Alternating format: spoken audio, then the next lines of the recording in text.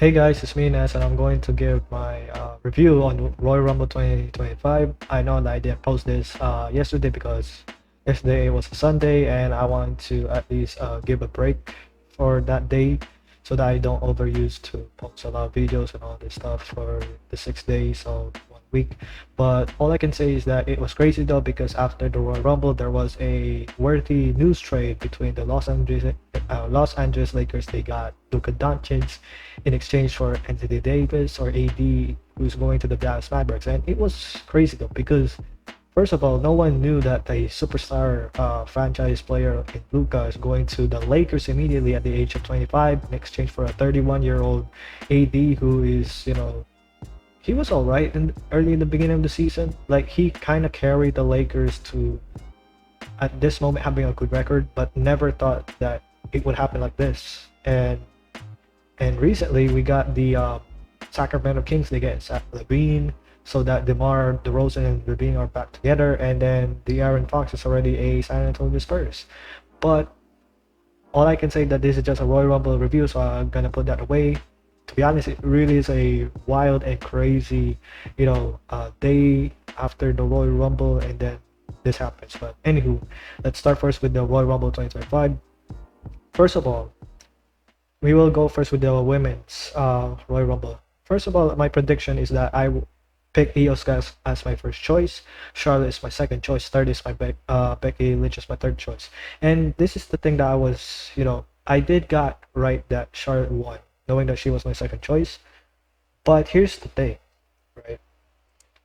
I remember this match where Charlotte just entering the ring, number 27, which is the most number known for people who want the number. So they keep up with the tradition. And here's the thing that I was, confused, because when she entered, she was a bit slow.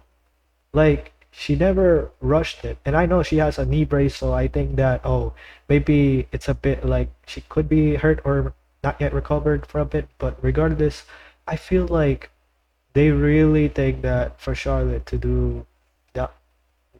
Just walk, doesn't have to rush things. It really makes you wonder that, man, does she really need to do that? Because to be honest, that doesn't need to be necessary. But regardless, she won the Royal Rumble in her grand return, and the runner-up was Roxanne Perez, who Roxanne did a tremendous job because from the number three spot, she was the longest, I think the longest in the women's Royal Rumble. If I'm not mistaken, her total time was 1 hour and 7 minutes and 47 seconds. She is the longest in terms of the Royal Rumble. At this moment, WWE really knows that they're going to push young talents or future talents like Roxanne to become the next star of the main roster. And here's the thing, right? It's gonna be crazy because the first two is going to compete first in the Royal Rumble match for the women's side. Io Sky, who was my first pick, and he's number one, and then Liv became number two, which is all right. Then followed by, yeah, Roxanne number three, and then followed by Lyra Valkyria number four, followed by Chelsea Green, Women's United States Champion. I was like, okay, so you bring out basically your mid card champions immediately. I was like, okay, you could at least put them later on, but I guess if this is the case, if this all right, and then it's funny though because they bring out Bianca Belair, who was half of the WWE Women's Tag Team Champion at number 10, and yes, you have Bayley entering number 12. You also have Naomi at number 15. So basically, all the champions of the main roster, if you count with the women's tag team champions, are now, in the Rumble. The only thing that is not yet there is the North American Women's Champion in NXT and the NXT's Women's Champion, but we get to that later on. And number 15, and then all members of your Fusion Collective being eliminated at one time. Yeah, at one point, all the members were eliminated. And here's the thing, right? When Jordan Grace entered at number 19, yes, she's already declaring that she's a WWE superstar because in Twitter she kind of changed her bio that at that moment she's already a WWE wrestler. And for for her to eliminate NXT stars like Jada Parker, number 16, given Piper Niven, who was the number 17 pick. She gave her a stunning Death Valley driver, which is so insane. The power of this woman is unbelievable, and it's kind of a bit rare now that there's some returnees. By the time we get to number 21, which is Alexa Bliss, she got good or great pop, and number 27, of course, Charlotte. And not only that, you got the current NXT Women's Champion Julia, who is number 28, which is surprising. I think Stephanie Baker was also out during the time, but regardless, I think she was number, if I'm not mistaken, Stephanie Baker was out during number 24. All right. So yeah, you got basically the new signees of NXT to be part of the Rumble, which is amazing. And at the same time, you got Trish Stratus at number 25, of course, she one of the Hall of Famers, and then Nikki Bella, number 30. And here's the thing, right? To summarize all this, I really don't like the decision that they made where Nia Jax had to eliminate multi um, female wrestlers when they were barely hanging in one side of the ring. I was like, this is the first time they did this, but why in the world did you at least eliminate all those women? Is it really a botch in this way, or is it really that scripted to make that happen? Because it's so predictable now who's the last remaining wrestlers who deserves to win. And I didn't like the results of that type of sequence that they make. But what's even worse is that, some people didn't like the results of Charlotte winning the match. And I get it because she just came back from an injury, which is a torn ACL. And at that moment, she had to win it all, which is crazy because it's like, I don't really think that's necessary, but it happened before to Cody Rhodes during 2023 Royal Rumble. He just came out at number 30 and win the whole thing, and that's how it is. But the thing is this. The final two was Charlotte and Roxanne Perez. And Roxanne, again, for phenomenal performance because at that point, she's already in the main roster. All right. She's 23 years old. She's still trying to find ways in order to, be part of the main roster, whether she's going to go to SmackDown or Raw. But regardless, it was fantastic for her to, step it up. At that point, yes, WWE is waiting to build their new talent, which is great. And here's the thing. It's a kind of bit predictable at this point where we could have Charlotte versus Tiffany Stratton at WrestleMania, or maybe Charlotte versus Rhea Ripley Part 3. In my case, I think Charlotte, since she won the Rumble, I think she's going after Tiffany Stratton on this one. If she's going after Rhea, it's her choice, I guess, for another, a great match at WrestleMania. But regardless, hopefully that this could be, if she's going after Rhea, it will be the final match between those two. If it's against Tiffany Stratton, hopefully that, WWE did the best they could to put over Tiffany, because here's the thing. Look, Charlotte is a tremendous performer, but she doesn't need to win another match against someone that WWE is going to build a new star. It wouldn't make any sense if you let Charlotte beat, Tiffany Stratton just because of what they handing her everything, because what, she's a Flair. But regardless, I do think that people didn't like the results. And if you ask me why did I pick her as second option to win, there was, it was so hard for me to pick who deserves. We already know that EO kind of has a lot of favors, and I don't think it's really that, necessary to pick someone else over than EO. And that's the thing. Like, EO deserves a lot of, credit, knowing that even if she just dropped the belt, and then at that point she is nowhere to be, in the top situation at that point, I think giving her first win means something. But I guess if this is what WWE is booking, they want Charlotte for WrestleMania, I guess. But hopefully she's 100%, because I think she barely, walks that much. In my opinion, I think she has a bit of a ring rust. Hopefully that she's gonna do well before WrestleMania, because I can guarantee you it's not gonna be great. All right. So once we're out of that way, next one is the WWE Tag Team Champions, DIY, retain against the Motor City Machine Guns. 2 out of 3 falls match. this is like a good, a tag team, a bit of the black and gold situation. Not really that, not really that as good as it is, because to be honest, the crowd didn't even felt that much, like standing up and then supported this match, but it was alright. All I can say is this, because during the match, DIY kind of, strategized themselves where they fake a tag and trick Shelly, leading to Ciampa still being a legal man. Ciampa took advantage by cracking his opponent with a running knee strike to give his team the all-important first fall, which is a good strategy for them.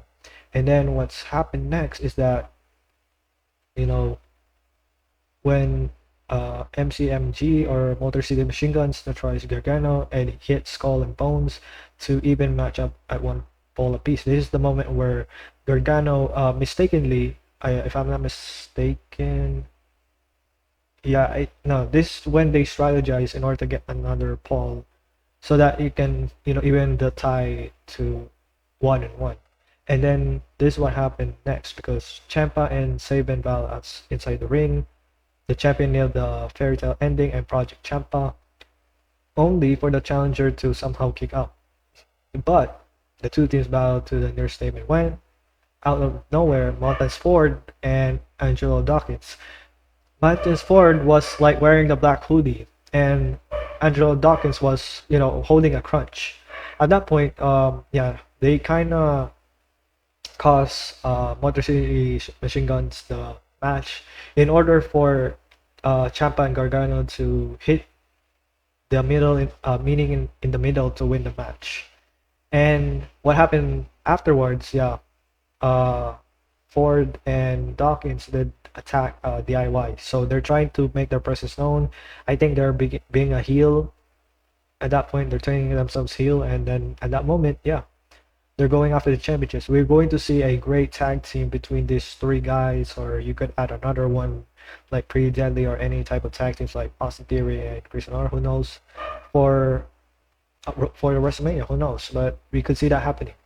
And next one, we're going for the WWE Undisputed Champion Cody Rhodes defeated Kevin Owens in a ladder match.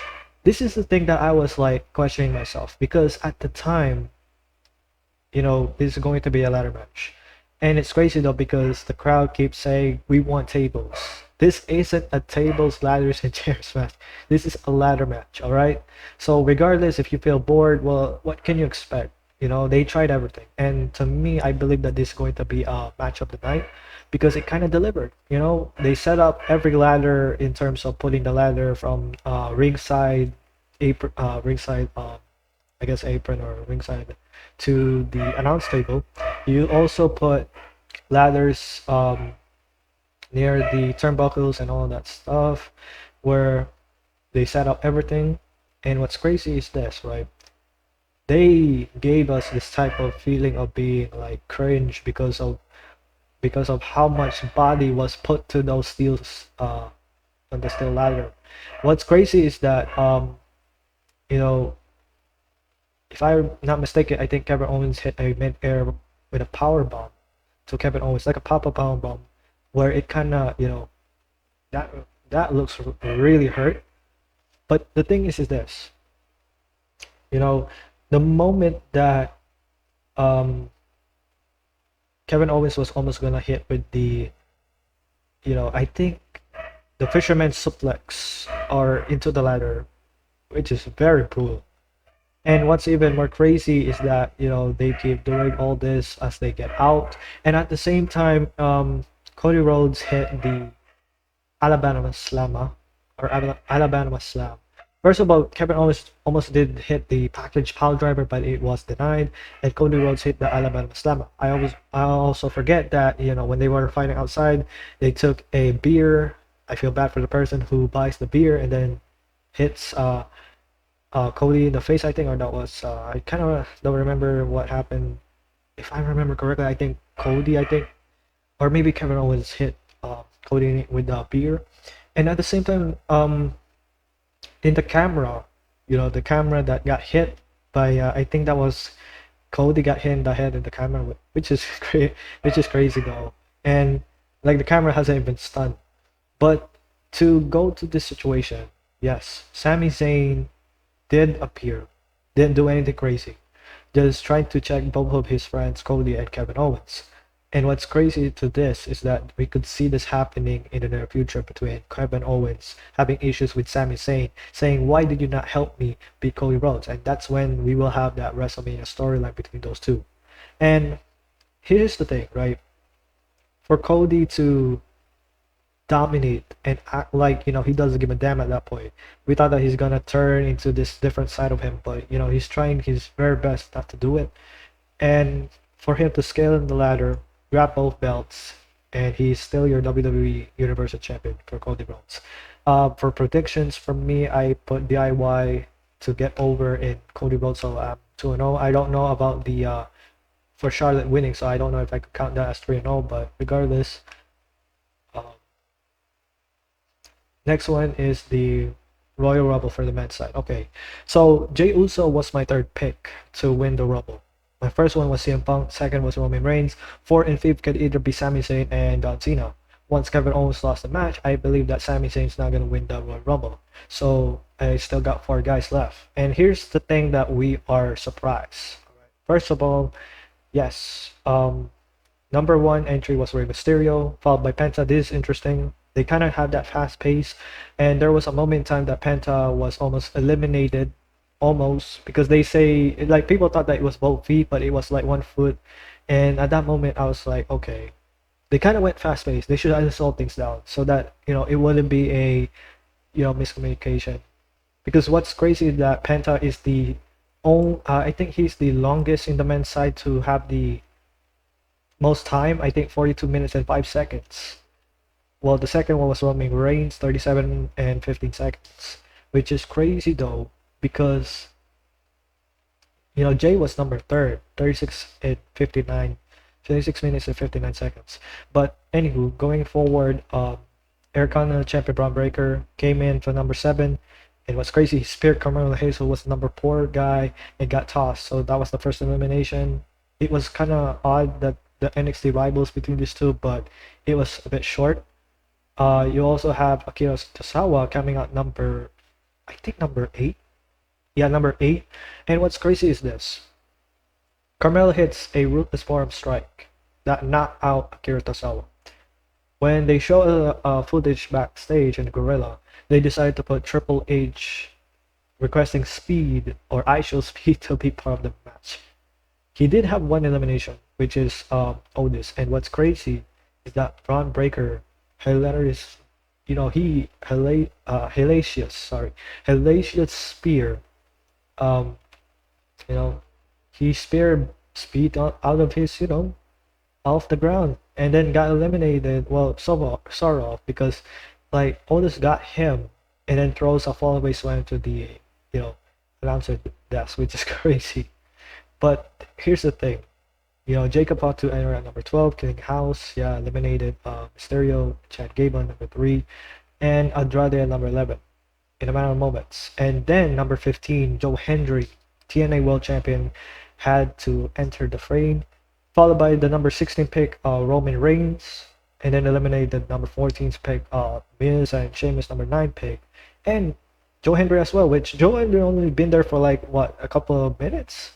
So this is one of those things that, yeah, I really think it wasn't a good booking decision, despite that WWE TNA are partnering. I don't know why would you let the TNA World Champion had to eliminate immediately. That is not a good sign. But hopefully the TNA is not gonna be that pissed. But hopefully they could work things out with WWE because of that incident. Because I would rather prefer Roman Reigns and Joe Hendry to face off for a bit, and then you could eliminate Joe Hendry. And that was too quick for Joe to get eliminated. Followed by number 20, Jey Uso, and then AJ Styles, number 21. They bring back his theme song. Thank goodness. I hope that they bring back Sheamus' theme song. Hopefully that they bring back other guys' theme song, because, man, that role didn't even do right. The only theme songs that is like okay was the Samoans and Seth Rollins and other wrestlers as well. Hopefully that they try to go back to the old themes, because they were iconic. Let's be honest. And then followed by number 22 pick, Braun Strowman. And yeah, he entered and eliminated Fatu immediately, which is a good way. So we could see them maybe at Elimination Chamber, who knows, maybe at WrestleMania. They could settle their, rivalry at that point. Number 23, John Cena entered his final Royal Rumble. And then what's next? They were staring down with Roman, but number 24 comes around and that was CM Punk. The moment I see that, I was like, man, oh man, I see to it as like three of my childhood, wrestlers that I grew up watching wrestling. Man, that is my childhood. And I would never going to forget everything that happened on that night. So again, and then what's crazy is that number 25, Seth Rollins, enters the match, and it was crazy. The star power of this Royal Rumble, like the thing is that 1992, it's like the same thing. There's a lot of star power at that time. Now you have 2025 star power. It's crazy.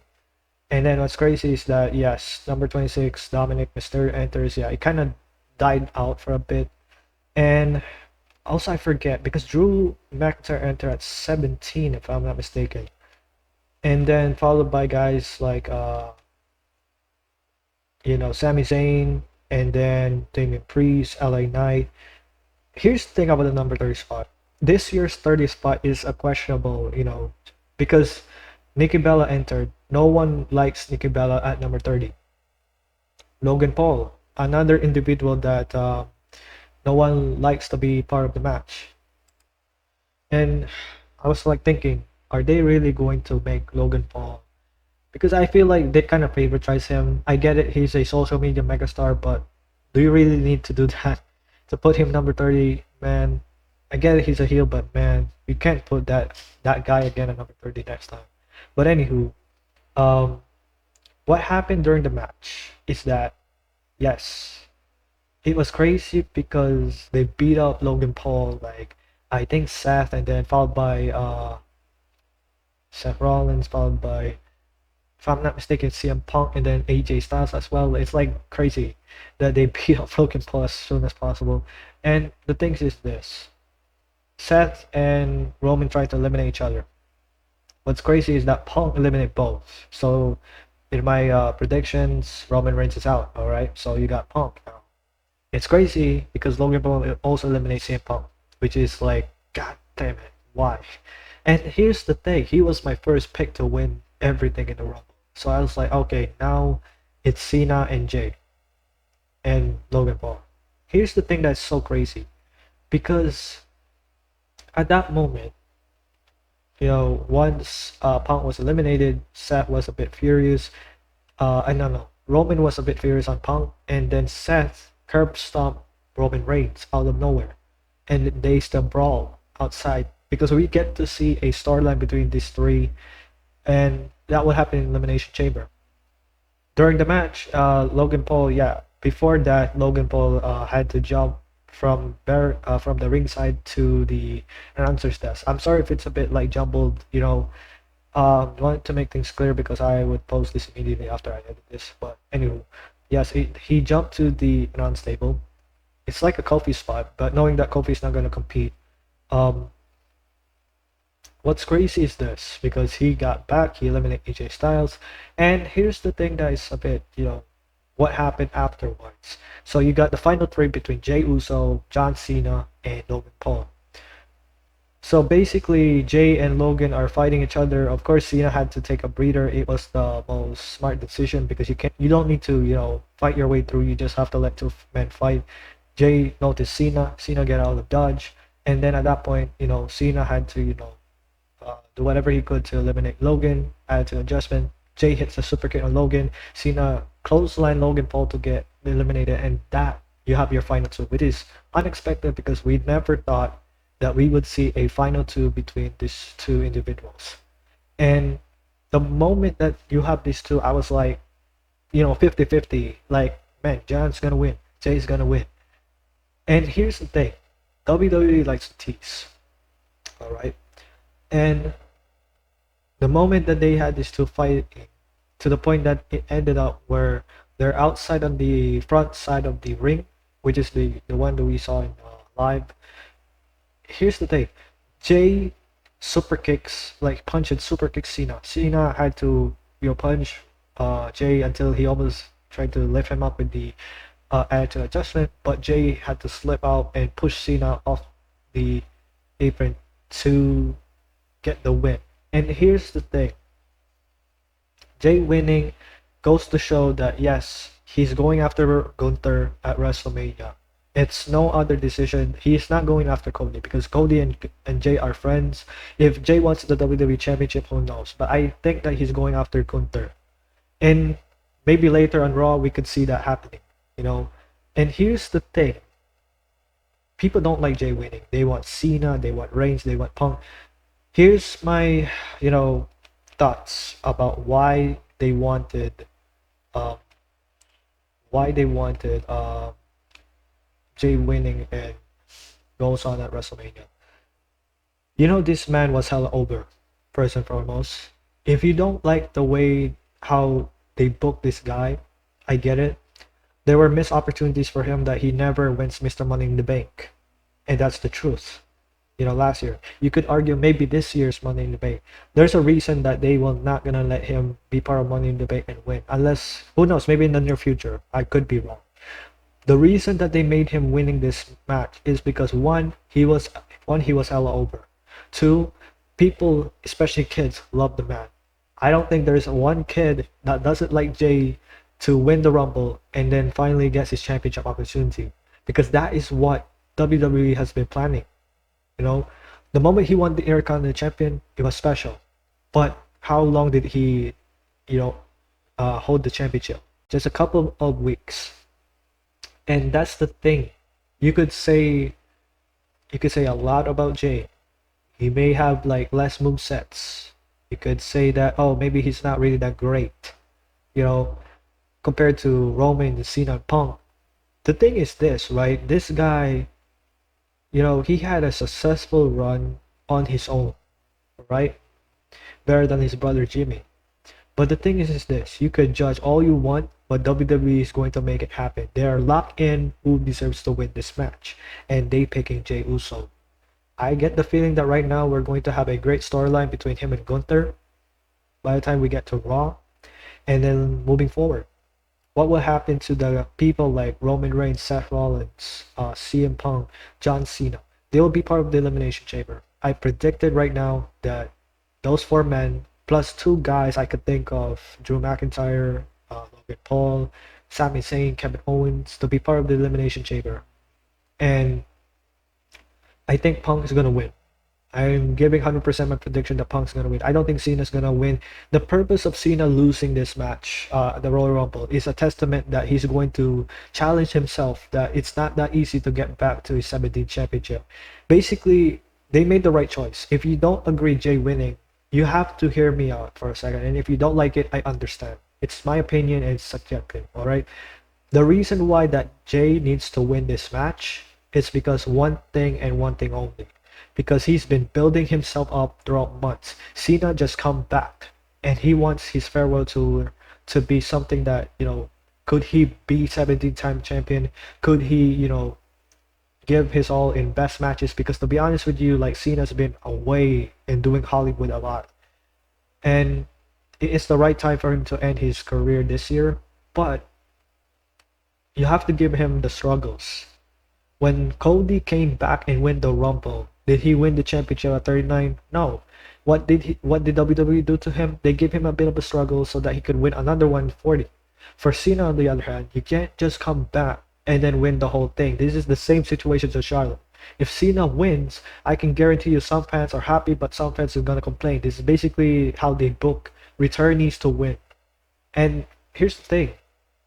Jey Uso and Gunther doesn't have the high type of, you know, in terms of building up storyline compared to Roman Reigns, Punk, and to Cena if they ever get to chance with Cody. But you have to at least give this guy a chance. You know, WWE is trying their best, right? I really don't think that the decision for Charlotte to win, but I get that maybe they're trying their best to at least, I guess, put over. Who knows? If they really want to put over, fine. But if they ain't, that's the problem, you know, for the women's side. But for the men's side, they made the right choice. If you don't like it, I don't know why. If you think that Jay doesn't deserve it, maybe you're just a casual of a fan. You're not really, you know, knowing about the business and everything. If you know about the business and everything, if you know what's best for WWE, This is the direction, and you have to accept it. This is just life. You know, in life, you can't just get everything that you think of is gonna happen. That's why my predictions didn't even work. That I put EO and then Punk winning the Rumble didn't work out. And that's how it is. I don't see any content creator has a prediction that everything should be right. Like, for example, the Royal Rumble has 4 matches, right? The both men and women, and then you got the tag team and the WWE WWE Universal Championship. I haven't heard any content creator predicting all of the winners all right for all. If they got it all, that person has the script. If that person doesn't get all 4-0, that's the thing. Not everything that we think of is gonna happen. That's why WWE just love to tease. The moment that they have Cena as the final two, we thought, oh, Cena's gonna win. But no. And it's a great way for Cena to put Jay over so that Jay Uso is going to be the next guy. They're trying to create a new star. He was over. Imagine if LA Knight wins the Royal Rumble. Would you be mad if he's gonna get a shot at WrestleMania at that point? To be honest, I would mind as well if LA Knight wins. But the question is, does it have any connection though? That's why it makes sense for Jay to win so that he and Gunther is gonna face at WrestleMania. This is gonna be the story. Can Jay finally do it? Can he beat Gunther? And if you don't agree, I don't know what will. So that's all for my review for the Royal Rumble 2025. All I can say is that this Rumble, despite of the people who has all this backlash of not wanting all the winners, like especially for Charlotte and Jay winning, all I can say is this: I feel like this is a wonderful, Royal Rumble that we witnessed for the past few years, and all I can say is that this is, in my opinion, if I'm gonna rate if I'm gonna rate from the first to the last for this Royal Rumble, I would give my rating somewhere like 8.5 over 10. And I get it. You might be thinking, oh, it's too low or whatever. It's not even a 9. It's not even a 9.5. There are some situations that happen that if you didn't let Nia eliminate multi opponents, multi women in the one side, putting out EO and all those gals, I could put that at 9, to be honest, if they didn't do that spot.